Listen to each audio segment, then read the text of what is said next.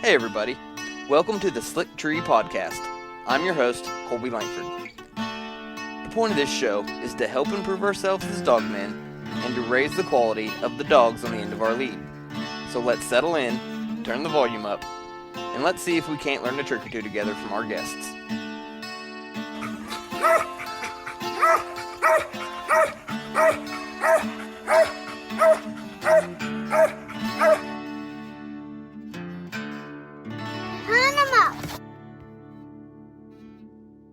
Back in the day, everybody always said, I hunt this or I hunt that, mountain curs or blue ticks or whatever. And I always just used to say I hunted junk.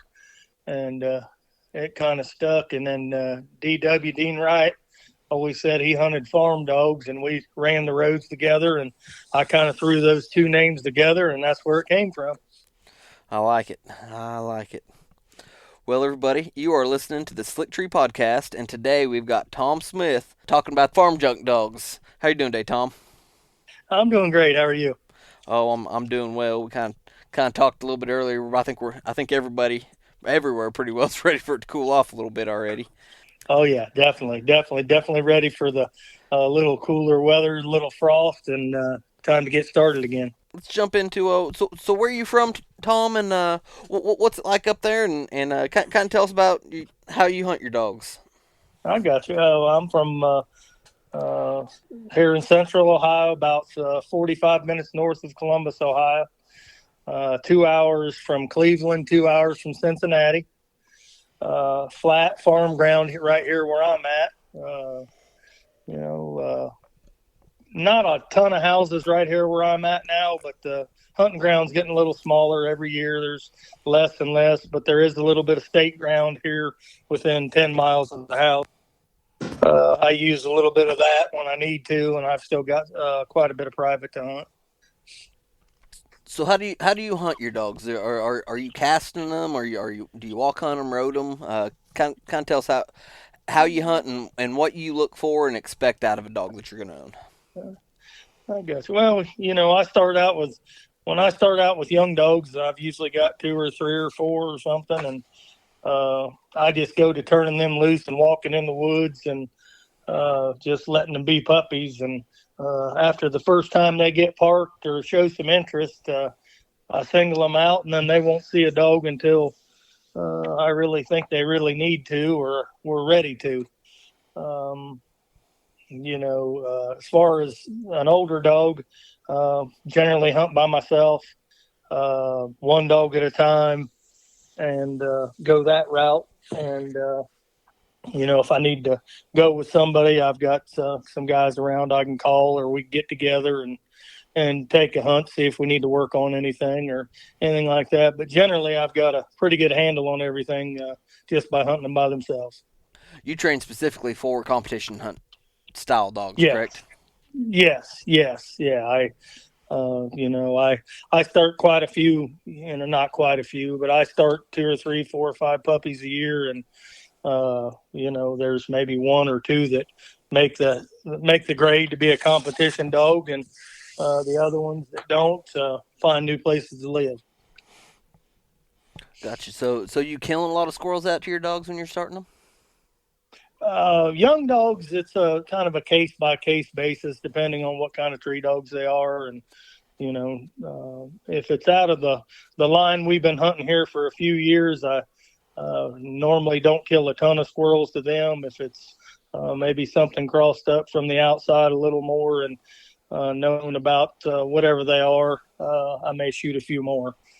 But generally case by case, funny thing, last year, I think somebody asked me how many squirrels I'd shot out to Cleo, and this was after the World Hunt. We were somewhere, and somebody asked me, and I said 1. Really? And yeah. And I said, really? I think I shot that one out to her just so I could take it home to tease the puppy with it. And I think that's what I did. So what do you see that it does to that line of dogs you're hunting if you do go to killing squirrels out to them? Well, since I don't do a lot of it, I never have been, killing a lot you've got a dog that's doing everything right. I've always kind of thought that if, you had one you'd shot a handful of squirrels out to, and then you didn't shoot any and they started to fall apart, well, maybe you need to shoot a couple squirrels and see, how they react to that. And if it's positive, then maybe, twice a month I need to shoot some squirrels, or maybe more than that. Or, every dog's different, but, being in the family that we've kind of had here, they don't seem like, maybe the owner or the handler needs more squirrels than the dog does. Gotcha. Well, why don't we talk for a little bit about this? You've referred to this line you've been hunting the last couple of years. Why don't you talk to us a little bit about what they are and kind of where they came from, and what the line just in general is like? I got you. Well, they all started, we made a couple different crosses on the Last Chance Lucy dog. And she just had her put down there 2 weeks ago. She's just a full English hound. Bought her off a good friend of mine now, Dustin McGowan from Russell Springs, Kentucky. Had bought her. And we hunted her 2 or 3, 4 years there in the hunts, and she was really competitive. She was what I would call almost the prototypical deep and lonely. Wasn't a real hard tree dog, but she would be sitting somewhere under a squirrel. And we kind of were thinking that maybe if we had some more mouth. So the first cross we made on her, Dean and I had talked about it, and I bred to a bone collector male that he had. The Bone Crusher dog. We bred to him once. Had some nice puppies out of that litter. We came back and made that cross again. Had some nice puppies out of that litter, and we had run across the Fast Cash dog. And he's kind of a through the world ambush style head up coon dog. And I really, really, liked the way he moved and liked the way he carried himself. So I thought I'd try that on Lucy once, and we did. And that's where the Cleo dog came from. And he's 8 years old now. So they don't stay young very long. Mm-hmm. Now, when you say English, are you talking about walkers? Are you talking about like red dogs? She was a red-ticked English dog, yeah. Okay. Cabin Creek, Rowdy, and Huckabuck blood, I believe, if I'm remembering right. So what brings you more, or what draws you more to the hounds than say maybe a cur or a trained cur? I'll hunt anything. It doesn't matter to me as long as they can compete. But I just have always liked a solid tree dog, and I know you can get that in anything. The hounds, just growing up coon hunting, just been around hounds all my life, and we had some mixed up dogs when I grew up, but I just kind of like the tree style, the independence, and normally. You don't have to put up with the quirks that you may run into with a cur dog or a treeing cur. So did you raise the Cleo dog from pup? Yeah, she was born right here at the house. And a matter of fact, I looked down when they were 2 days old and saw that kind of weird design on her back and said, that's the one I'm keeping. And there was only 2 females. There was actually 3 females in that litter, and one of the females early on broke a leg, so we called her out. And then Rod Hardy, he got a female down in Florida, and I kept Cleo up here, and there were some male puppies there. The mother dogs turn out to be pretty good. Yeah, the Rose female, Jamie Oliver's got down Alabama. And she's all squirrel dog. She's never been to a competition hunt, and I believe she can compete. But Jamie enjoys her, and We just haven't. We thought we'd just kind of maybe breed to her sometime, but haven't needed to. So how do these dogs? Are they pretty closed mouth on the ground, or they open some, or? Yeah, on good days, real tight on the ground. On real bad, cold, nasty days when there's nothing much going on, they may open on an old bad track, two or three times. I don't generally keep one that opens a lot. Uh, so yeah, pretty tight mouthed, and Cash is that way. Lucy was definitely that way. Cleo, she'll bang around on something bad on a bad day, a little bit more than some days are better than others. But I think we'll keep her. Yeah, yeah. So what can you tell us about the way she started and how that went? Yeah, I think maybe trying to think back to what all I kept right then, but had 3 or 4 puppies, and might have made a drag or two, and don't think I showed him any game, and it was youth deer season. Excuse me, and I knew the neighbor boys were all hunting around the woods behind me, and nothing was really moving much, and I called and told their dad that I was going to go to the other end with the puppy and walk, and just told them don't shoot my dog, and I come through there and run a bunch of deer by them boys. And as I was coming through there, she's just hunting out, 50 yards at the most, just right out in front of me. And she was just right about 6 months old, I believe. And she just stopped and fell treed. I walked over and looked up, and about, I don't know, 12, 14 feet up the tree, there was a big fox squirrel. And I didn't have a gun because it was deer season and youth season to boot. And so I just petted her up pretty good, and was real excited about that, and went on and never really looked back. And last year she made Platinum Hall of Fame. Tell us what all goes into dog making that. Wow, yeah. A lot of money, a lot of miles, and a lot of time. Yeah. I think if I remember right, it's 2,000 champion points, and I can't even remember if it was 6 wins or whatever it need be. It was a long process, and when Jimmy said he was going to do that, and we were actually not going to hunt her much, and then Jimmy kind of come up with that title, and I thought, well, we've got another reason to haul her, so that gave us something to shoot for, and super proud of her. Just for anybody listening, it's what we're talking about. It's the NSD National Sporting Dog. And you said 2,000 champion points. So on an average hunt, how many points do you get for winning a hunt? Just to kind of put it into perspective. Well, if it's a 10 dog hunt, you'd get 100 for first. If it were a 9 dog hunt, you'd get 90. And the points they don't go down. They kind of jumble around the way they go down. He's got some kind of a system the way he did that, but so if you go to a 5 dog hunt and you win it, you get 50. So, and she'd been in some of those, and she'd been in some, big hunts and won some of those. But, it was a lot of miles, and, you get the champion degree, and then you get the grand champion, then the Hall of Fame.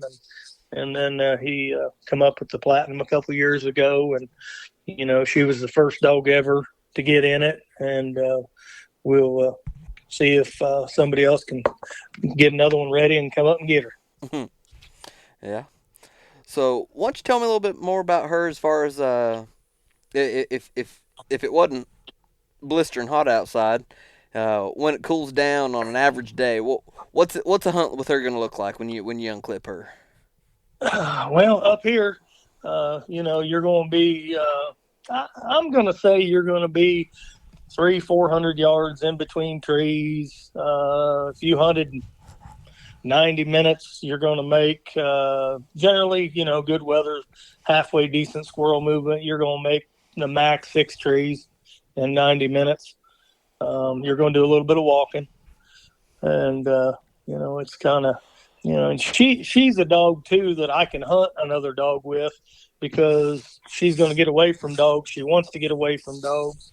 And, she'll just float in the country somewhere and get treed, and I can kind of mess with something else a little bit and then go to her and then recut them and kind of go that route. But,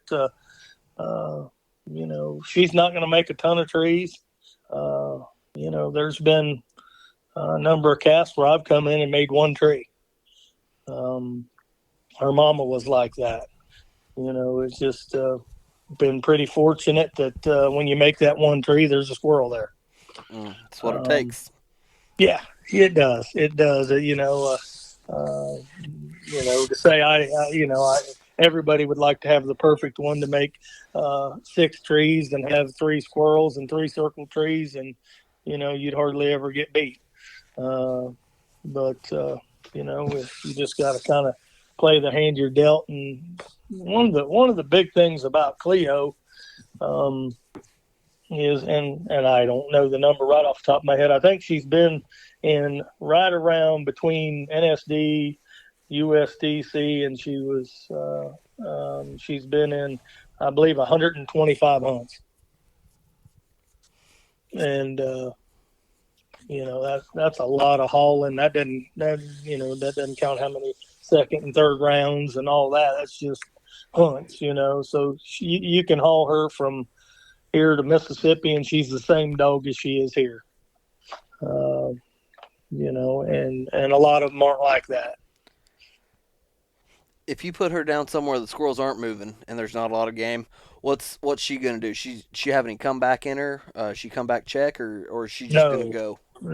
No, I mean, if it's an absolutely horrible day, she may come by you and just give you that look and crank that head around and kind of look frustrated, but that's going to be an hour into it, and normally she doesn't do that at all. She's going to go somewhere. Logan went down to Louisiana last year and hunted her in a hunt, and he wanted to know them, asked them boys if they could hear her. She had dislocated, and they said, yeah, we got her right through there. And he treated her, and somebody asked how far she was. She was 1.3, sitting in the world, and then they were kind of, they didn't want to walk to her, but they did. Well, how would you describe her mouth and her tree style? She's kind of a radical little tree dog, just a chop mouth. She'll throw a locate, she's got a couple locates, and there's one that's come get me, daddy. I got her, but she's got a good mouth. I mean, is it the best mouth ever? No, but generally, 700-800 is pretty handy. Anything a half around here, real easy. A lot of times around here, get out to 3/4 with the traffic and stuff around here. It can get a little tough to hear, but it's definitely usable. Yeah. What's her nose style like? I know you mentioned the fast cash dog was kind of a head up winding type of ambush dog. Does she hunt the same way, or? Yeah, that's the way we want her to hunt. I mean, that's the way I prefer them to hunt. When she remembers that she's a full hound, that's when she gets in bad trouble. That's when you get to hear her open her mouth and beat and bang around a little bit. Those are the bad days. Not a ton of those, but when she keeps her head up and sails in there, and I'm not going to say she hadn't treed a bunch of raccoons in her life, because I'm sure she has. I know all those den trees aren't squirrels for sure. Yeah. What's she look like when you pull her out of the box when she's hunted up in prime? What are you looking at when she's standing there on tailgate getting ready to go hunting? Just kind of describe her to me, nose to tail. Oh, she's probably I'd say she's a medium-sized dog for a hound. She's going to be right, 42 to 47 pounds. She's got a nice head on her, nice ears. Put together. She's put together nice. she gets muscled up. She's fit, and just a pretty nice little dog. What color is she? She's red and white. Red and white. You Yep. you mentioned something about a funny marking on her back. Yeah, and it kind of looks like a lightning bolt or something down the middle, or where she's got red and it's white. And I just I kind of pick some puppies that way. Always have. Just kind of look down at them when they're right there, a day or two old, and find something I like, and just pick one, and that's the one I go with. I've kind of always done that. The Susan female, she's got a kind of a weird moon looking thing on her back, and that's how I picked her. These puppies that we've got, of course, Cleo just had a litter, and she only had two puppies, but so the picking on that wasn't too tough, but had a litter off of Adios Stylish Dot and Fast Cash, and I kind of picked a couple puppies out of there by some of the color and stuff like that. What's the what would you breed her to this last go? We made the same cross again as we did last time. We bred her to Showstopper, Messiah, and Romeo. Mm-hmm. And haven't heard back yet on the DNA on what these two. Last time she had 5 out of Messiah and 2 out of Romeo. So we'll see. Since we only had 2 puppies, maybe it'll be 1 out of each. Can you talk us through and I'm guessing you're registering these NSD with the dual sire and the DNA.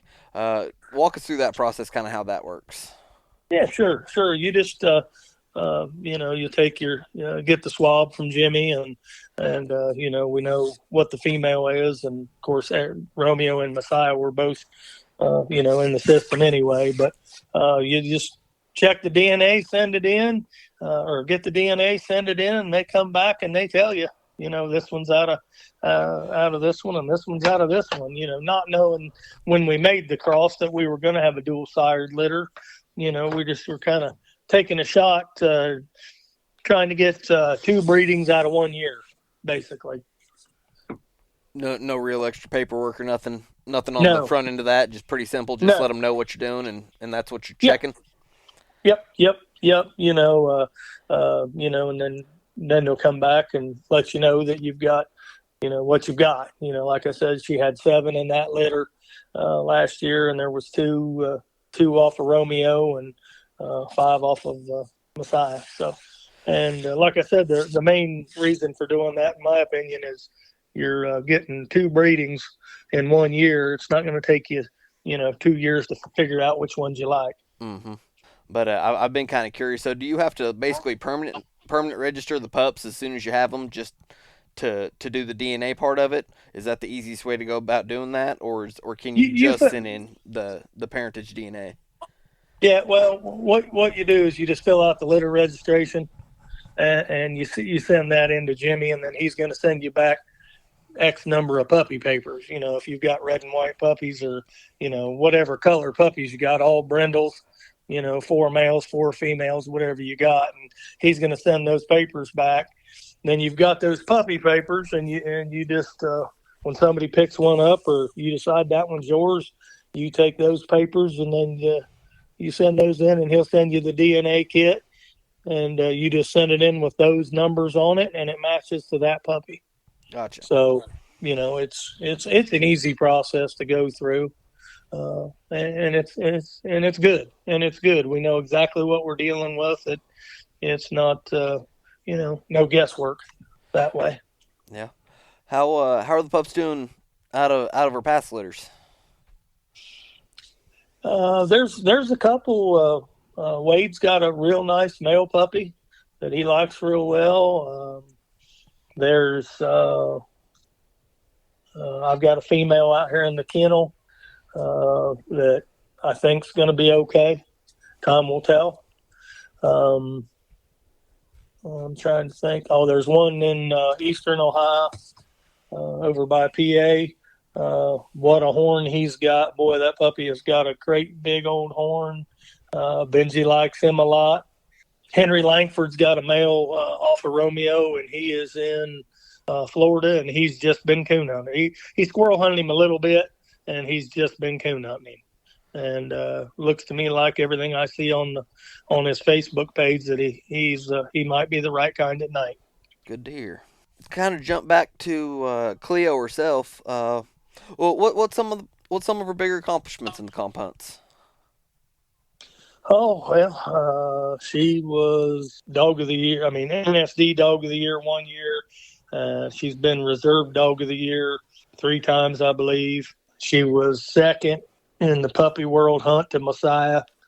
She won the NSD Nationals 1 year.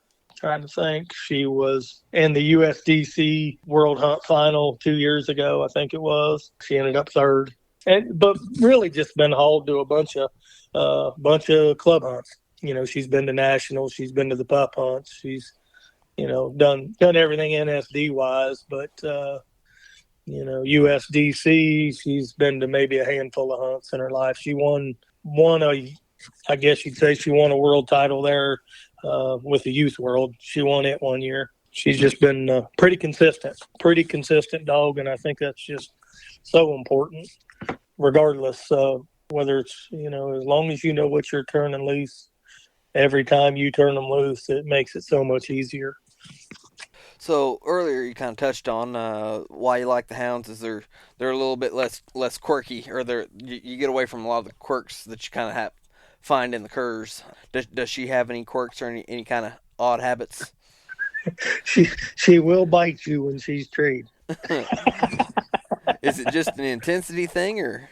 Yes, and I've told this story before. Even the first time she got treed, I told you that story earlier. But I reach up there to she'd never been tied, and I reached up there to grab a hold of her, and she bit me, and I thought it was cute, at 6 months old, yawing at me there and grabbing me. Well, I should have got a handle on that a lot earlier.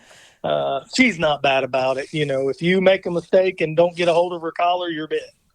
I always, everybody that handles her kind of tells everybody on the cast, hey, don't walk in between her and the tree, and, don't reach up there and grab a hold of her, or, be ready if you do. But she's not ain't meaning to hurt you. But any other quirks? Not really. I don't know. She's a little different out here in the kennel. She's pretty quiet. But when somebody strange pulls in, I don't think they're going to get her out of her dog pen. Even Uncle Mike will come up and she'll give him the business till he talks to her for a little while, and then she's fine. But no real quirks except for the biting. That's just being a tree dog. Yeah, I'm curious. You say getting her out of the kennel, she's like that. Is she the same way in the dog box? No. I've never really had anybody walk up and really bother or mess with her or try that. It's not something I want to promote anyway. Yeah. But they're at home. Where she knows where she's at. If the UPS guy or something stops and I'm out there around the dog kennel, she definitely letting somebody's there. And it's not just a hi, how you doing kind of thing. She gets a little uptight, but it's good. It's fine. It's not a problem. Now the puppy off of her doesn't act like she's going to have any of those traits, but we'll see. Yeah, I had a cur dog years ago, and I kind of had a running joke that I'd give anybody that get her out of the dog box $100 bill, and I never had anybody take me up on it, because you better hope if someone walked up to that dog box that wasn't me, you better hope them screws were tied on that latch, because she was gonna hit it like she was coming through it, and I believe if she got through it, she'd have been meaning business. I got you. Oh yeah, I bought a coon dog one night off a guy, and he dog got treed, still dog. And he got in there and got treed, and we started that way. And I kind of looked over at him, and he was putting a welding glove on. and shoulder length welding glove, and he put it on and went in there, and he went in there, and that dog locked right on him. And as soon as that snapped on that collar, that dog quit. And he made 4 or 5 trees that night, and he looked good. And I bought him, and the welding glove came with him. And as soon as that snap hit that ring, and he knew he was caught, he'd quit. But if you missed, you were definitely getting shook around a little bit. And had a boy I hunted with all the time. He went with him for the first time that night, and he had just bought a new Carhartt coat. And he said, "I'll go in there and get that dog." I said, "Well, go ahead." And he walked in there, and I heard that dog glide into him. And I heard him holler, and I kind of was laughing and made my way in there with my light. And then that dog had locked on that Carhartt coat and ripped the sleeve off of it. Kind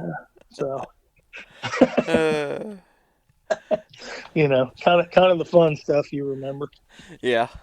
Well, I guess he probably kept hunting with you some more after that. Oh yeah. He always figured I'd have a pretty nice dog, and he better come around. He had kind of grew up hunting with his older brother, and his older brother just kind of had some dogs, and then it took a few years, and then he hunted with me, and then he got to where he realized what he thought a coon dog was, and that's the kind he wanted to have, and he went on to hunted. We hunted 4 or 5 years together, and then kids and life and everything got in the way for him, and he quit hunting, and I think I coon hunted maybe a year or two more, and then just went to squirrel hunting. So you've mentioned a couple times kind of growing up around having coon dogs around. Can you talk on that a little bit? What was that like? Kind of how you got started in that? Was it kind of a family thing, or? Yeah, it was definitely a family thing. Dad was he would never say he was a coon hunter. My dad always said he was a coon catcher. When I was a kid, the hides were worth, $25, $30. I don't remember them being worth more than that, but maybe they were. But I just remember that. And Dad was he was definitely a hide getter. He was a killer. And I kind of grew up. I've told this story before a couple times that dog could get treed in there, and Dad would hand me one rifle shell. I don't care if that dog was 300 or a mile. You got one rifle shell to walk in there to that dog and miss, which I did. Walk all the way back, get another rifle shell, and kind of Dad said that'll teach you to shoot right there. I'd say so. Yeah, looking back on it, he was right. But it was definitely, a lot of guys wouldn't agree with the way we did things or the way he did things, the way I was taught, but dog get treed on a fence row and walk down and knock a coon out to it. And if there was 3 or 4 more coons sitting up right there, well, we were getting them too. Mm-hmm. It was a money thing, and that's the way we went. But Dad always had a good coon dog. And everybody knows Uncle Mike, and he hunted English dogs most of the time, and he was a hard coon hunter, and it's kind of nice to my dad's passed and still have Mike, and nice to have him go with me on squirrel hunts and drive, and we have a big time. So was your dad particular to what breed of dogs he was hunting? No, absolutely. It did not matter to him. Absolutely did not matter. He breed, color, size didn't matter to him. And it wasn't like he wanted to go yonder kind of a dog. He wanted something to go in there and to hunt down a fence row, get treed, don't overrun, too many coons, make a half-mile circle in there and come back. Because he always told me I can drive over there and hunt that other section. I don't have to walk all the way over there. And that's that's kind of the way he liked them, and he always had a good one, and he wasn't afraid to sell one. He had a good eye, and knew the right places to buy dogs, and He had good ones, and that's what I grew up with. I didn't have that thing of growing up with something that wouldn't get treed and didn't have game. So I was blessed to get started that way, with good dogs. So what got you to switch over to squirrel dogs from coon dogs? We bought a cur dog off of some guys that run field trial dogs in New York, the Angelo brothers, which Dad run those, or I did too. But they said they had a really nice cur coon dog, and I'd say he was probably jukebox bred. We never got a set of papers, didn't even care. Dad didn't care. He told him he'd just throw them away. It didn't matter to him. And we got the little dog down here, and we coon hunted a couple nights, and he looked pretty fair. And Dad said, "Hey, he said he'd tree a squirrel," and I took him squirrel hunting a couple days, and I thought, wow, he'll tree a squirrel, and we ended up hunting. We had him. That was right after our season had went out when we bought him, and we hunted him, on and off all summer. Coon hunted and squirrel hunted a little bit, and got right up to the first night of season and turned him loose. And he was the only dog we hunted that night, and we had killed 21 coons. And Dad said, "Let's make one more drop," and we dropped him, and he went up a creek, and we never seen him again. Nothing it was the beep beep collar days, and never just lost him. There must have been a cave or a hole or something he got in, and we just never could find him, never saw him again. But kind of and that interested me, and I had quite a few squirrel hunters around. Guy that's gone now, Delton Muncie, or Dale Muncie. He was a squirrel hunter, and he had good dogs, and he coon hunted also. And I'd go down and go with him, and I kind of liked it. And Dad ended up buying a little elk hound female off a guy, and then he went and bred her to. Dick Bear had a real nice dog and made the cross there, and had a puppy that I picked out, and she made a real squirrel dog. I did a lot of hunting with her, NKC and PKC squirrel hunted her. And she was a real nice dog, and that just kind of got me hooked, and having the boys, having twins, the coon hunting thing was getting tougher, and having to work and all that. So the squirrel hunting kind of worked out where I could do that with the boys once they got a little bigger. And of course, by then I had got Lucy, and she was going from here to there, and their little legs didn't like it, and they kind of didn't like it either. And Briar will go. He'll go with me when he's around. But we got them both graduated from college this year, and Bryce is working down at UK at the hospital, and super proud of him for that. And Briar's getting ready to go back to school. He's going to law school, so we're fixing to take him back Friday. Well, good for him. Might come in handy. Yeah. Yeah, but like I said, the only thing to me that I wanted to touch on again is the keys to me is just having a consistent dog, no matter what it is. That's what I always think is the most important thing. Is there anything that you feel like you do as far as training and handling that helps one be more consistent than otherwise? I kind of always do everything the same way, unless something needs changed. I try not to change anything, with the way you handle one, the way you walk into a tree, talking to a dog. Some of them you need to talk to, some of them you don't. But once you establish that pattern with that dog, that's kind of what I go with. And they're all different. Every one of them's different. What works for one might not work for the other, but you figure out what works. You need to adapt to that dog. That dog doesn't need to adapt to you. And you kind of change the way you approach things for them. And if you're trying to make them suit you all the time, then you're not going to have very many success stories.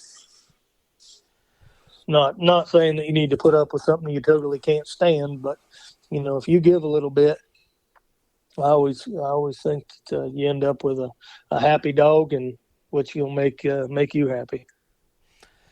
So you said that you would change the way you walk into a tree. Can you kind of give me an example and touch on that a little bit more? Well, you know, just the way you go, the way you're walking in, or you making a bunch of noise, or you looking for a squirrel. I'm intent on getting my hands on that dog. I'll look for that squirrel or coon or whatever later. I'm not taking 500 videos on my way in there. I'm wanting to get in there and get my hands on that dog, get it tied up. That way, you're not creating a problem if that squirrel timbers or something else happens. That's a key that I think works for me. And I think if you do that, that dog gets used to it. Then you back up and go to looking and do whatever you're going to do. The other thing that I try to do is if I'm going to knock a squirrel out to one is I want to get the best shot possible so that squirrel falls out right there to that dog or very close. I don't like squirrels, multiple shots. I don't like timbering squirrels. I try to shoot them out dead to where they fall right there. I don't want them climbing 16 other trees and the dog seeing them. I just think you create a lot more problems. Is there any particular way you like to tie a dog whenever they're just getting started? Um, I generally, I generally always try to keep them tied right there where they can get to the tree, depending on their tree style. That if they want to be right up on the wood, that makes it easy. If it's not a great big tree, you can tie right to it. You don't have to have anything else around. I always generally carry two leashes with me in case there's nothing else close. Uh, I can, tie off of one and then hook to it, and hopefully they reach. Um, I'll tie. If the dog stands up on the wood, I'll tie up higher to keep them stood straight up and focused that way. But like I said, they're all individuals, that are different, and you need to figure out what works for them.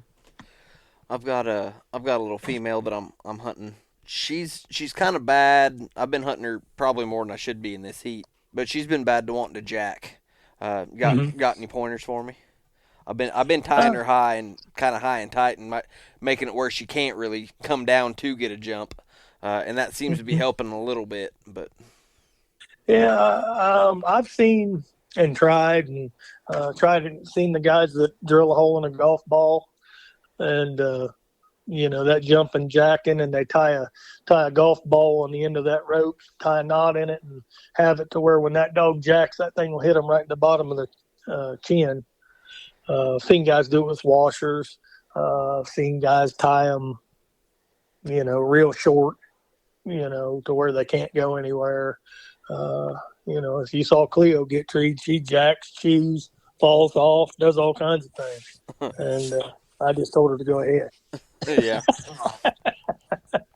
But she'd always been like that, and I could have maybe, worked on her earlier to clean her up a little bit, but I'm not a big fan of doing a bunch of work around a tree as far as negative stuff or, trying to get one to do it the way I want them to do it.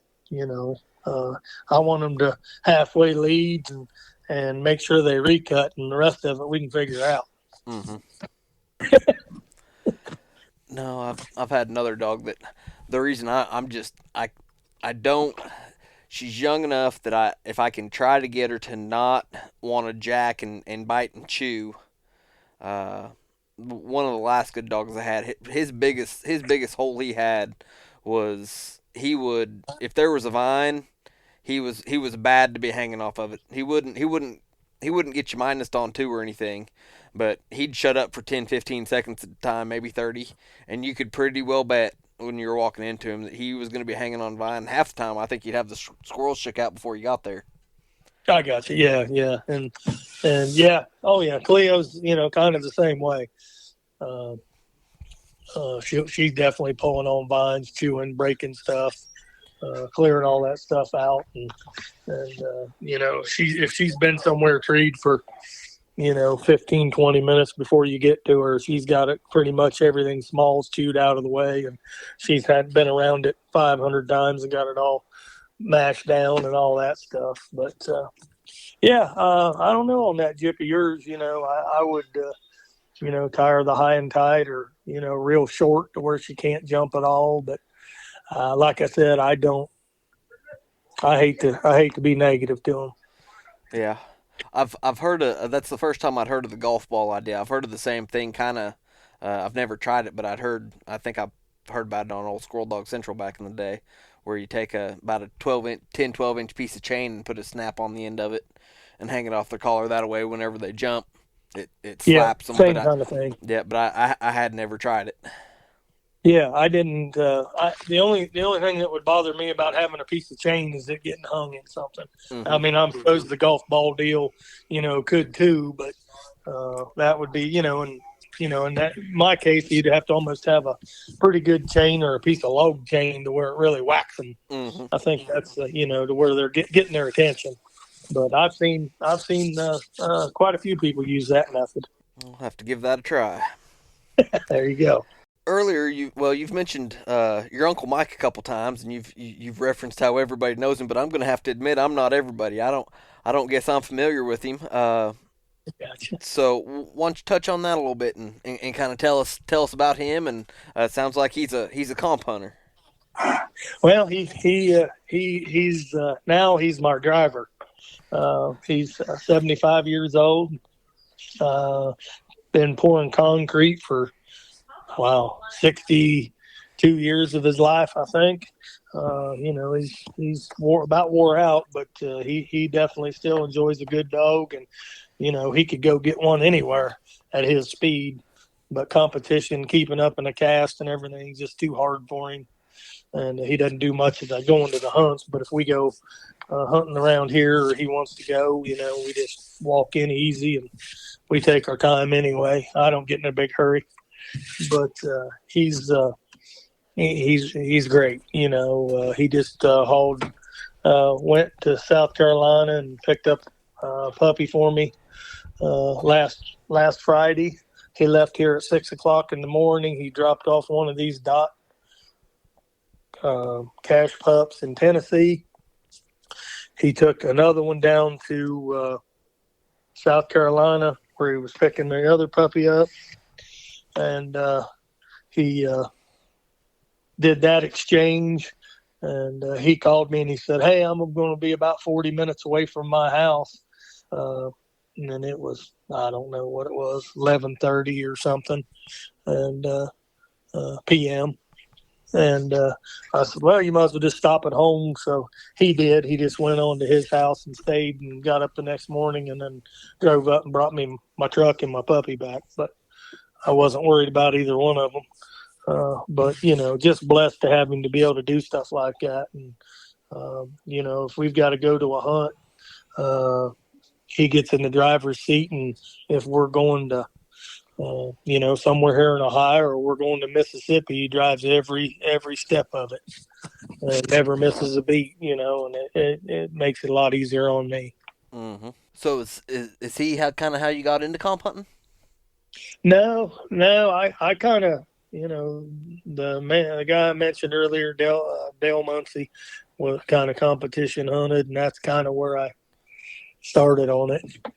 And, as far as the hunts went, and I didn't know a lot about the hunts. And like I said, we raised that little female off that elk hound and the dog of Dick Bears, and she was the real squirrel dog, and I'd squirrel hunted, went pleasure hunting with him a couple of times, and he said, "That dog can compete." And I thought, well, I'll go give it a try. And that's how I started.